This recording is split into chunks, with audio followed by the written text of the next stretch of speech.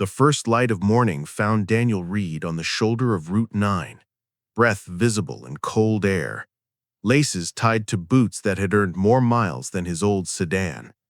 He walked because he had to. He walked because bus fare would mean skipping lunch. After all, rent was due, and he believed showing up honestly mattered more than anyone might notice. The town still slept as he moved past shuttered bakeries and a dog walker who smiled and waved, and Daniel kept his head down, a quiet man, with a steady pace like a metronome. By the time he reached the company's glass doors, his jacket carried the damp memory of fog, his hands smelled faintly of the coffee he had made at dawn, and his post suggested nothing dramatic had happened. Yet fatigue lingered at the corners of his eyes. He smiled at Maria at security. She returned it with a practiced nod. He tapped his badge and passed through, the building humming to life around him with bright screens, hurried footsteps, and polite jokes. Know exactly how many miles Daniel walked, not even his. Lucas. Daniel kept a secret prayer in his pocket and a threadbare scarf wrapped like armor. Today, as elevator doors closed and the city woke all around, a breath of courage would begin to tilt the balance between anonymity and care. Wow, he thought, maybe today will be different. Daniel's days followed a rhythm that bordered on ritual. He woke before the world, filled a thermos with instant coffee, and began his quiet pilgrimage to work. 12 miles each way, through biting winds in winter and blistering sun in summer. He had an old car sitting in his driveway, silent for months, its engines stubbornly dead, repairs costing more than his monthly paycheck could spare.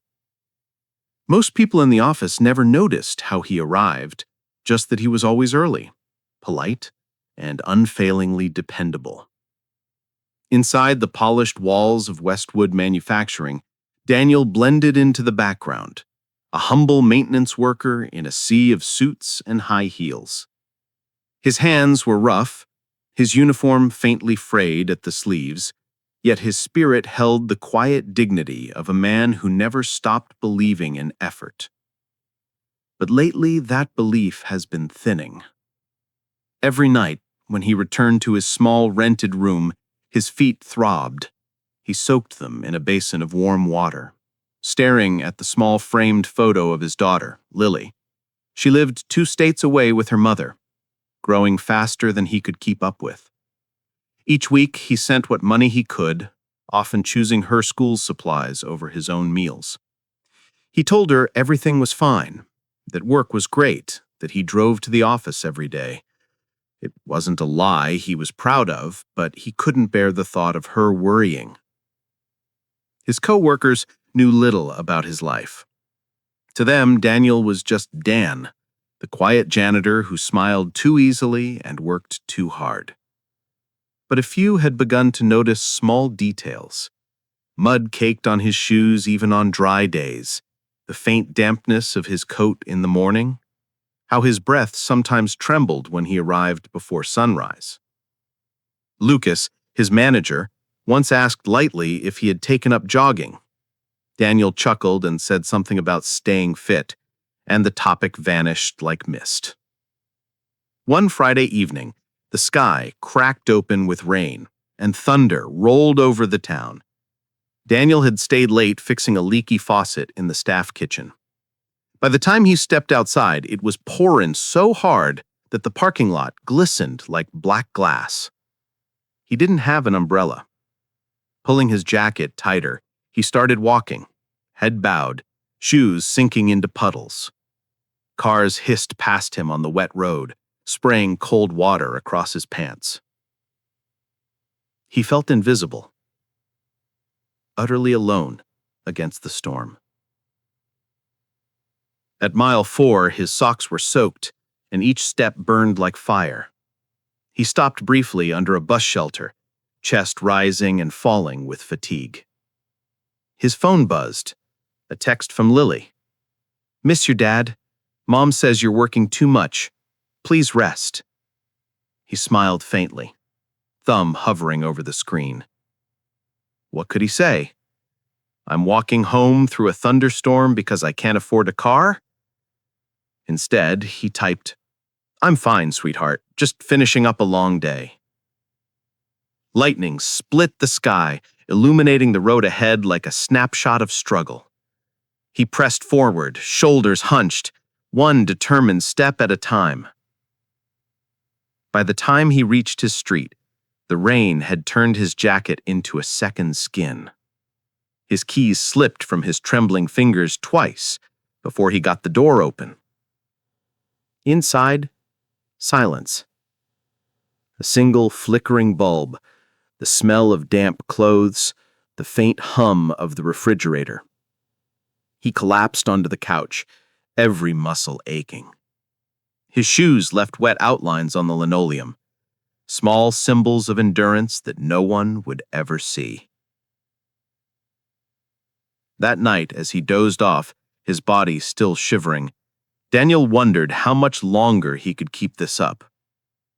Pride had carried him this far, but pride, he realized, didn't keep you warm, and it didn't fix broken engines.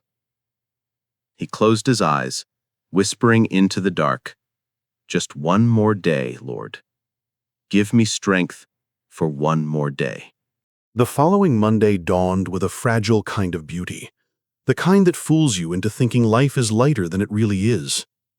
The streets shimmered after a night of rain, and Daniel's boots made small splashes with every step. His breath came out steady clouds in the crisp morning air. He had left early, as always, but his body protested. His knees ached, his back throbbed, and the blisters from last week's storm still stung. Yet there was that same quiet determination etched in his walk, the same whisper to himself, keep going, just keep going. When he reached Westwood, the office buzzed with chatter about deadlines and morning coffee. Daniel moved silently between the corridors, mop in hand, greeting everyone with the same gentle smile. He worked with precision, almost like it was art. Maybe it was his way of finding purpose when everything else felt heavy. That afternoon, as he wiped down a conference room table, he overheard a conversation between Lucas and another manager. They were joking about gas prices and traffic jams.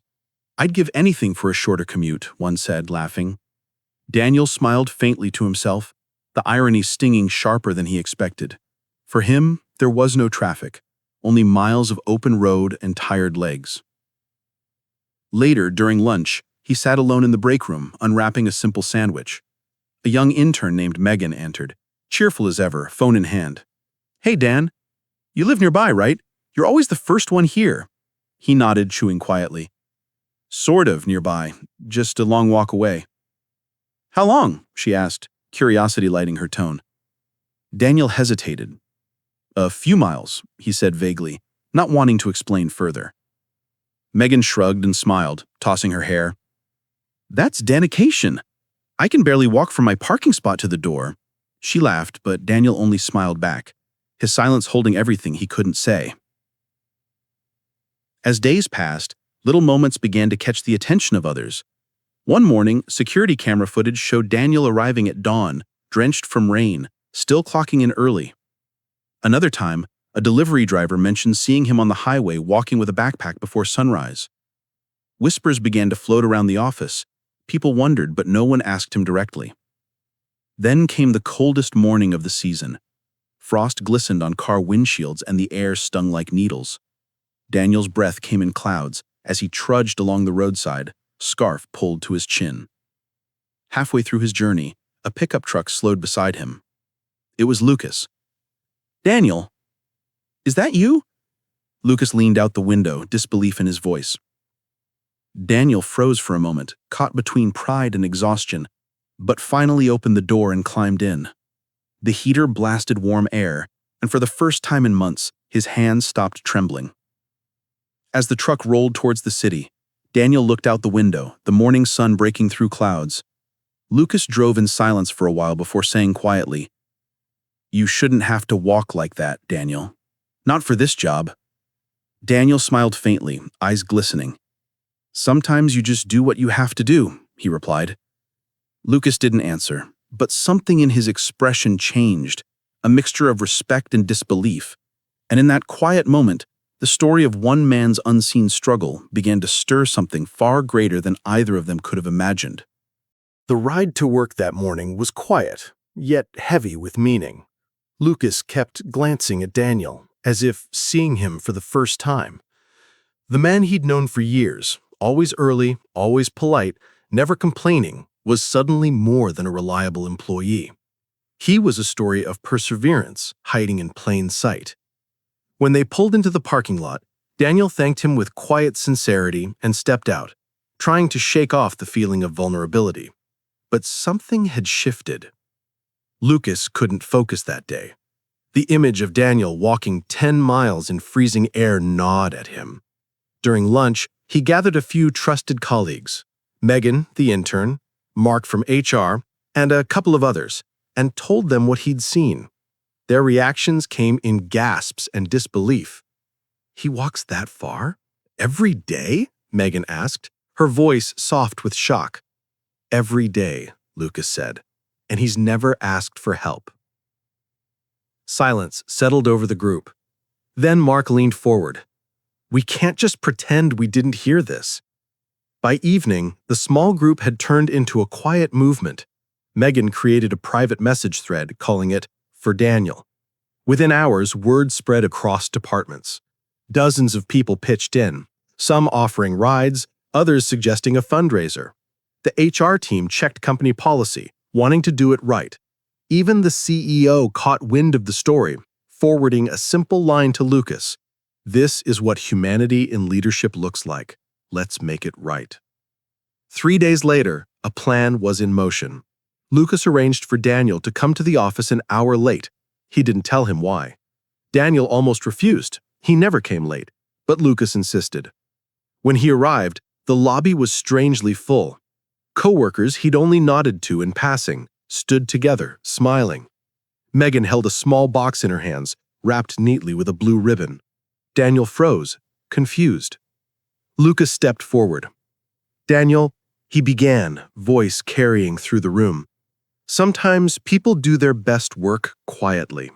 Sometimes they give more than anyone knows. And sometimes we get a chance to give something back." He handed Daniel the keys. For a long moment, Daniel just stared. Then he saw through the glass doors a silver sedan parked outside, shining like a promise. He blinked hard, emotions rising faster than he could hold them back. "I can't understand," he whispered. "It's yours," Lucas said gently. "All of us chipped in. You don't have to walk anymore." The room filled with soft applause, laughter, and tears. Daniel pressed a trembling hand to his face, overwhelmed. "I've walked a long way," he said, voice cracking, "but I never thought I'd walk into something like this." Megan smiled, wiping her eyes. "You earned it, Dan, every mile." And as Daniel stepped outside, sunlight warming his face, the world felt lighter than it had in years. For the first time, the road ahead wasn't something he had to survive, it was something he could finally drive toward with hope. The next morning, the neighborhood noticed something different. The man who used to walk before dawn, shoulders bent against the cold, now stood beside a gleaming car, hand resting on the door as if it were made of gold. He sat inside for a moment before starting the engine, fingers trembling, eyes glistening with disbelief. The dashboard lights blinked softly, and when the car came to life, so did something inside him. As he drove toward Westwood that morning, every familiar stretch of road felt new. The cracked sidewalks, the faded bus stop, the hill that had always drained his energy, each passed by his window like old memories saying goodbye. He reached the office early, as usual, but for the first time, he didn't arrive tired. He parked neatly, turned off the engine, and just sat there for a while, listening to the quiet hum of his own gratitude. Inside, his coworkers greeted him with cheers and warm smiles. Someone had placed a small note on his desk. "You inspire us more than you know." Daniel tucked it into his pocket, the same pocket that once held his whispered prayers. In the days that followed, everything began to shift. Daniel still worked just as hard, still smiled, still showed up early, but there was a new ease in his step, a light in his eyes that hadn't been there before. People began to talk to him more, not out of pity, but out of genuine respect. His story had become a quiet reminder that even the smallest acts of kindness could ripple far beyond anyone's imagination. One afternoon, as he left the building, Lucas stopped him by the door. "How's it running?" he asked, nodding toward the car. Daniel grinned, that easy, humble smile. "It's smooth as hope," he said softly. They both laughed, the sound carrying lightly into the evening air. That night, Daniel took a longer route home just to enjoy the drive. The sun dipped low, painting the sky in streaks of gold and crimson. Somewhere in that fading light, he realized it wasn't just the car that changed his life. It was the kindness, the unity, and the reminder that goodness still exists quietly in the hearts of ordinary people. Sometimes it's the smallest actions that echo the loudest in the heart. Stories like Daniel's remind us that behind every quiet smile, there's often a struggle no one sees. Sometimes all it takes is one act of compassion to turn miles of hardship into a road of hope. His coworkers didn't just give him a car, they gave him a reason to believe that kindness still has power in a world that moves too fast to notice. If this story touched your heart, share it with someone who needs to be reminded that goodness still wins. Let's fill more hearts with empathy and light, one story at a time. Subscribe to our channel for more true, heartwarming stories that celebrate the strength of the human spirit. Leave a comment below. Tell us what part of Daniel's journey moved you most. And don't forget to like this video if it made you feel something real. Because sometimes hope begins when ordinary people choose to care. And in the quiet corners of everyday life, those small choices can change everything.